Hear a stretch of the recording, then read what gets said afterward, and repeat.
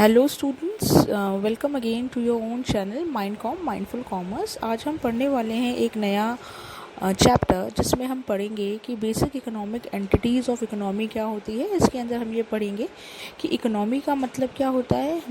हमको इकोनॉमिक समझने से पहले ये पता होना चाहिए इकोनॉमी वर्ड किसे बोलते हैं और क्या इकोनॉमी के मेजर फंक्शंस होते हैं, कौन कौन से सेक्टर्स होते हैं जो इकोनॉमी में इंक्लूड होते हैं। तो बेसिक इकोनॉमिक्स को समझने के लिए इन वर्ड्स या इन कंसेप्ट्स को समझना ज़रूरी है, क्योंकि ये जो कंसेप्ट्स हैं वो हमको पूरी इकोनॉमिक्स में काम आते हैं। और अगर आपने इन बेसिक कंसेप्ट्स को ही नहीं समझा तो बच्चों आपको आगे इकोनॉमी को समझने में, मैक्रो इकोनॉमी को समझने में बहुत प्रॉब्लम आने वाली है।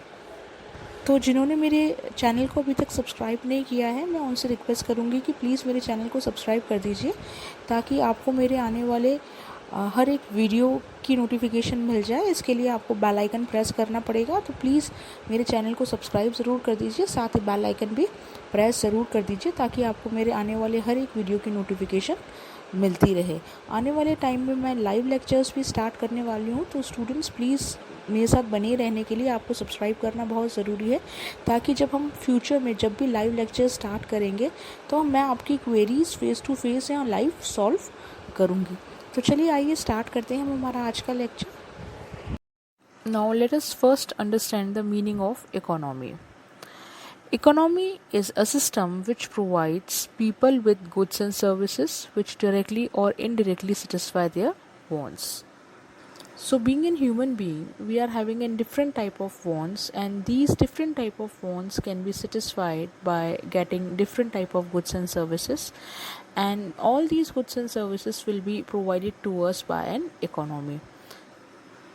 So whenever we see the various factories, farms, mines, office, shops, transport system, railways, etc. all around us, all these institutions and establishments will produce different type of goods and services which is consumed by every consumer to fulfill or satisfy his wants or needs. Now the second thing is that as these establishments and industries will not only provide us a goods and services, but they are providing an employment opportunities to the different peoples, so they also help the peoples to earn the income. So in other words, we can say that on the one hand, these institutions and establishment help to produce goods and services which directly and indirectly satisfy the human wants, and on the other hand it will also provide an employment opportunities to the people so that they will earn some money to buy that particular goods and services.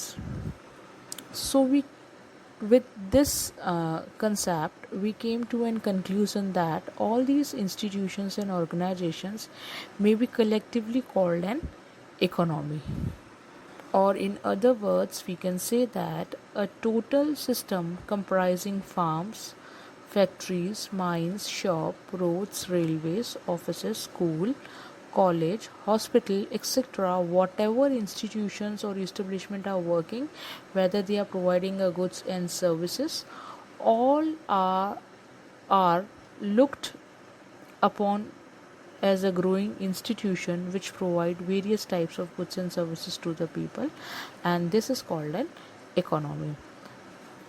So in sum total we can say that an economy is made up of different establishments and the institutions which will provide a different type of goods and services through which we can satisfy our want, and it also give an employment opportunities to the people to earn a money. So it is also called a system by which people get a living. So with this definition we came to a conclusion that an economy is a sum total of production units of a particular region. Okay, so whenever we are talking about the economy of India, then it includes all the production units, whether they are producing a tangible goods or intangible goods.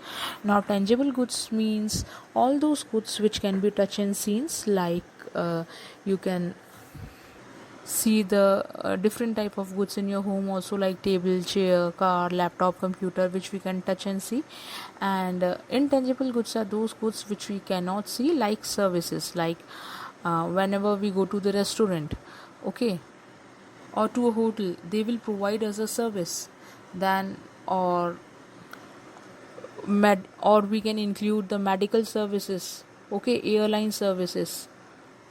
So these are the service sectors. Service sectors will not give us a particular commodity in exchange, but they will provide us a some facility. Now suppose if I want to travel from Jaipur to Delhi and I take the help of one airlines, say I have traveled from Jaipur to Delhi in Indian Airways, so in exchange of my money they have given me a facility in their plane by booking one seat by of my name. Then in that case I have not bought any commodity, but I have bought the service. Now if they treat me very well, if I found any problem, then they sort it out, then I'll feel that it is a good service, they have provided me a good service. So in this way the service is a thing which can be experienced and it can be different from person to person. So economy is a sum total of production units of a particular region. It means whatever total production in a particular year is done in a particular economy, then it is called an economy of a particular region. Second, an economy is a system by which a people get their living. Now in economic system we there are different type of industries and organizations are working, and these organizations are working with the help of the human resources. Okay, they are providing an employment opportunities to the different peoples.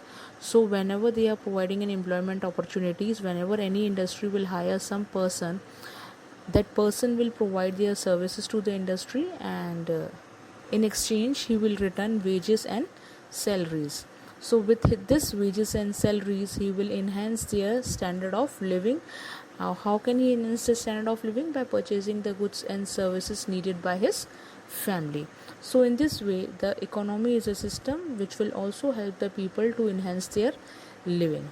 Third, an economy is a system of cooperation among producers to produce goods and services that satisfy the people want. Now the producer will produce all those goods and services which are need or which are demanded by the people living in a particular economy. Next concept is that an economy is a system of mutual exchange of goods and services among the people for their satisfaction and want. Now we have to understand this from a mutual exchange. For example, in our daily life we are using different type of goods and services, and it is not possible for any individual to produce these goods and services by themselves. So for these goods and services we are depending on some other producers. Okay, similarly the some other producers will also depend on us for producing the particular commodity and services. For example, if some people are specialized on the production of foods, some produce cloth, while other made a handmade tools, then each one of them produced more than his own requirements, so that he could exchange the surplus to obtain the other goods of his requirement. So such a system where the goods are exchanged for a goods is called a barter system, and these barter system was there in an economy when the currency notes are not there, so they can fulfill or satisfy their need by exchanging one goods to the other. But now we are having an currency note, so we can exchange the money with the goods. Whenever we will purchase any commodities and services, we will pay for it. So here we can make the exchange in the terms of money. As you can see in your slide that there are the two main functions of the economy, then every economy has to perform the following two main functions. First, it has to produce goods and services. Second, it will provide employment opportunities or income earning opportunities to the people. So in this way, our economy is divided into two different parts. First, cooperation of producer, and second, a system of mutual exchange. Now let us first understand what do you mean by the term a system of cooperation among producers. So, in the process of providing a living to the people, various goods and services are produced in an economy in order to satisfy the want, as we have already discussed when we have discussed the meaning of economy, that every day we need different type of goods and services to satisfy our want, and all those goods and services are produced by the producer. Second, production of goods and services is done by a very large number of people. So, if I say there is a one cloth mill, now as you can see in the movies, or it might possible that you have experienced in your real life, that the very big industries, there are a large number of workers working in that particular industries. Suppose there is a industry which produce or make the shirts. Now that industry is divided into different sectors, like there are a different production sectors, distribution sector, finance sectors, and different type of peoples are working in these different departments. Okay, sorry, it is not in sector, it's in department. So whenever we will talk about the big industry, the in a big industry or in a big producing firm, there are the different type of departments. Every department, there are a different type of peoples working in these department, and the work done by these the people in the different departments are different. Suppose if I'll say the production department will look after all the things which are necessary for the production of a particular commodity. Similarly, the financial department will look all the things, or all it will fulfill all the financial requirement of that producing firm. So in any big firm, there are the different type of peoples are working in it. Next thing is, goods and services are produced by mutual cooperation of people as a producer. For example, farmer produce cotton, producers engaged in the production of a cotton yarn depend on the farmer for the supply of raw material. Again, producer of cotton cloth depend on the producer of the cotton yarn. In this example, we have seen that there is a chain. Now the cotton yarn producer will depend on the farmer, because cotton yarn is produced from the cotton. So the producer of a cotton yarn will depend on the farmer for the cotton, and similarly the producer of the cotton cloth will depend on the producer of the cotton yarn, because cotton clothes are produced from that cotton yarn. So we can see that it is a system of cooperation among the producer, means all the producers are depend on each other to fulfill their requirement. So in this way, we can say that an economy can be described as a system of cooperation among the producer to produce goods and services that satisfy the people want. Second, we have studied that it is a system of mutual exchange. So mutual exchange means what? When two persons are depend on each other to fulfill their wants. A man cannot produce everything that he wants, therefore he has to depend on other to meet his want. This is true in all economies. Now this statement is true for all the economy, whether it is a socialistic, capitalistic or mixed economy. And what do you mean by these terms? We will discuss these terms in detail in our coming chapters. Okay, so second thing is that in earlier times, what happened, that in traditional simple village economies, wants of the people are very limited, and on that time the people produced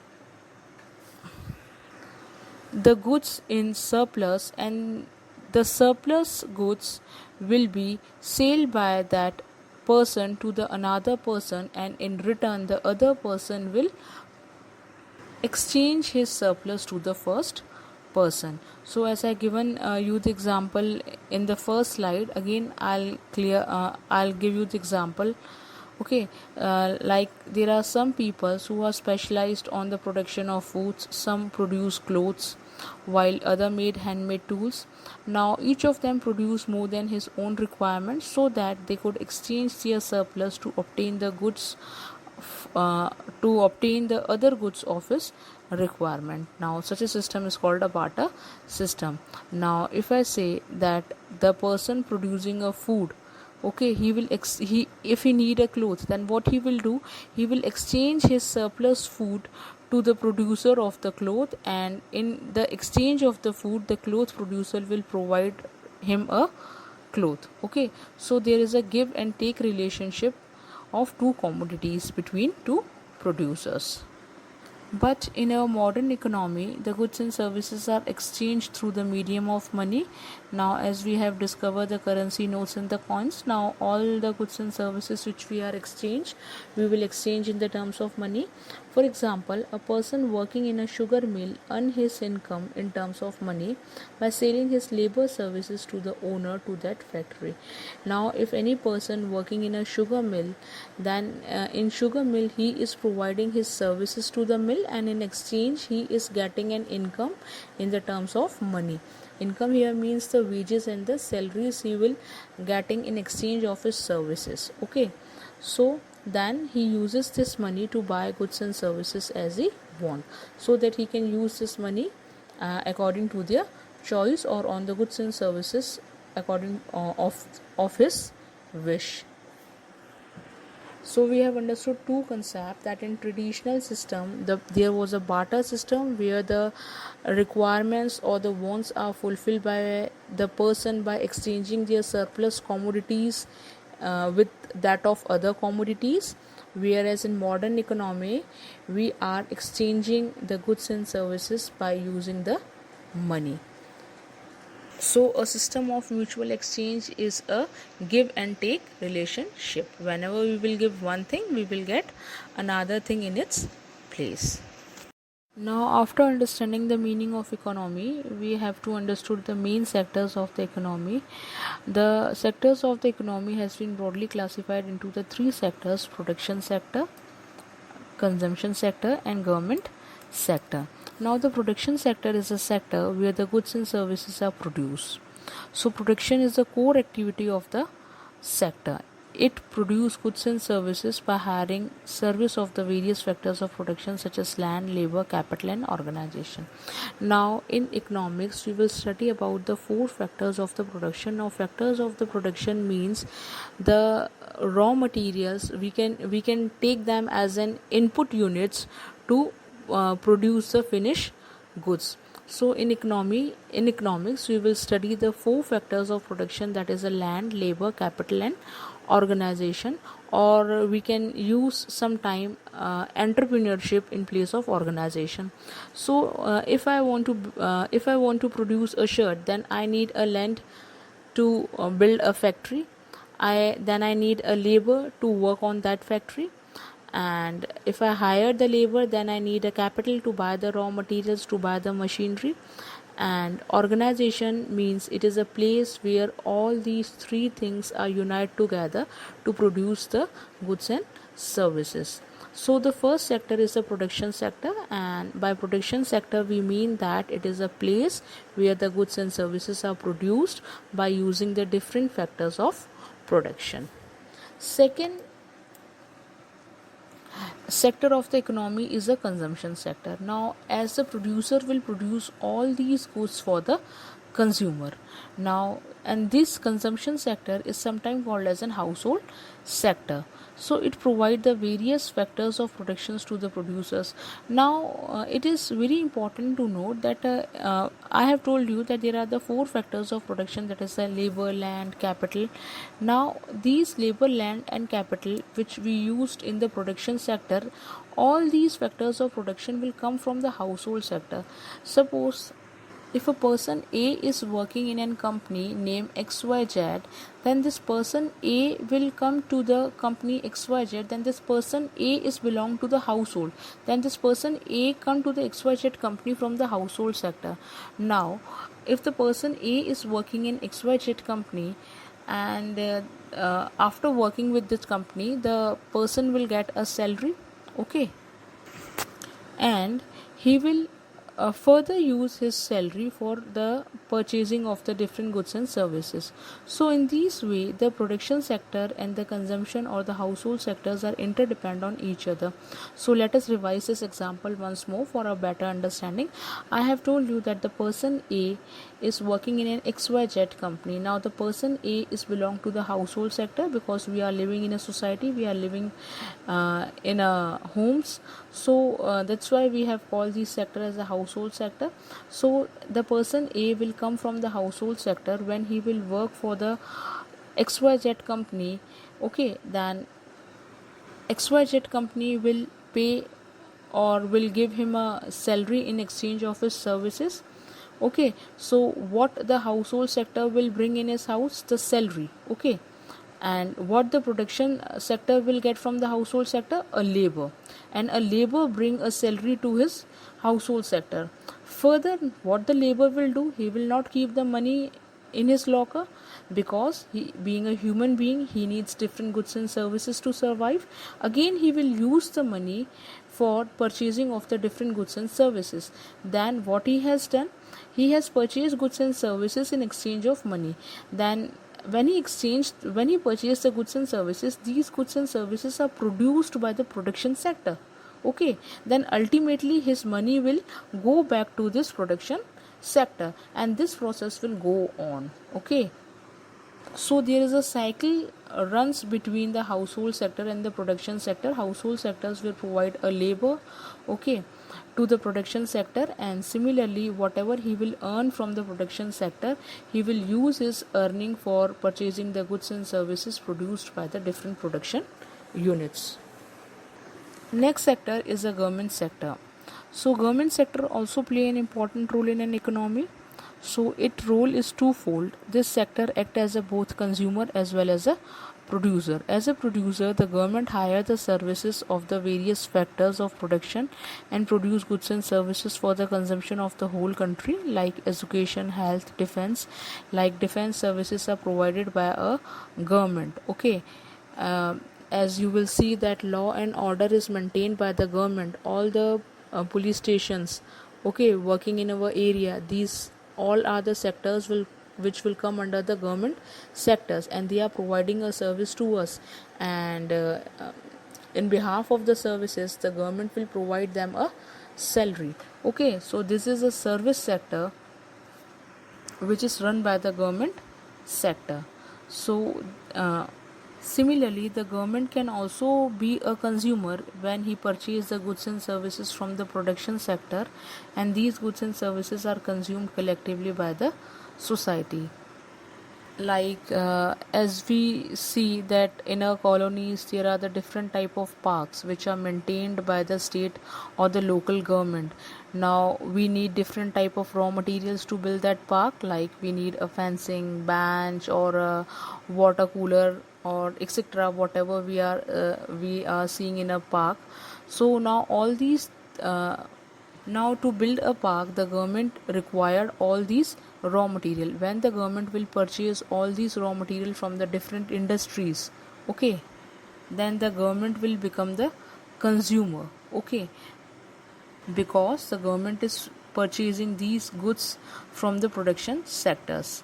Okay, and when the government will build a park, then this park is consumed collectively by the society.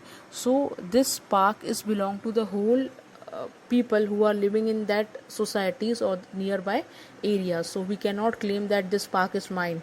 Okay, so because it is related to the government and it is belong to the society. So in this way, the government will also act in two ways.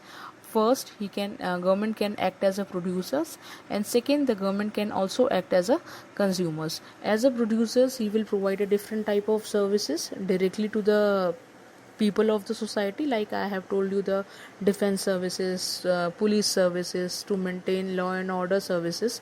Okay, so it will provide these services directly to the society. And second role of the government to act as a consumer, and to act as a consumer, the government will we can say that government will act as a consumer when he will purchase the goods and services produced by the different production sectors working in our economy. And whenever government will build anything with these goods and services, and when that builded area is used by the society, then it is called consumed collectively by the society. Students, उम्मीद करती हूँ कि आपको ये आज का lecture ज़रूर समझ में आया होगा, पर अगर आपको अभी भी कोई डाउट या क्वेरी है तो आप मेरे को कमेंट बॉक्स में कमेंट करके पूछ सकते हैं। स्टूडेंट, प्लीज़ कमेंट ज़रूर कीजिएगा कि आपको मेरा वीडियो कैसा लगा, आप इसमें कुछ और इम्प्रूवमेंट्स चाहते हैं कि आपको बिल्कुल सब कुछ समझ में आ रहा है तो मैं इसी तरह से कुछ कंटिन्यू करूँ, या आप कुछ एनिमेशंस वगैरह चाहते हैं तो मैं एनिमेशंस को भी ऐड ऑन करूँ। तो मेरी आप सबसे यही रिक्वेस्ट है कि प्लीज़ मेरे चैनल को सब्सक्राइब कर दीजिए और ज़्यादा से ज़्यादा लाइक एंड शेयर कीजिए अपने फ्रेंड्स के साथ में, ताकि वो भी मेरे साथ में जुड़ पाएँ और अपने स्टडीज़ को कर पाएँ। Thank you students, thank you so much.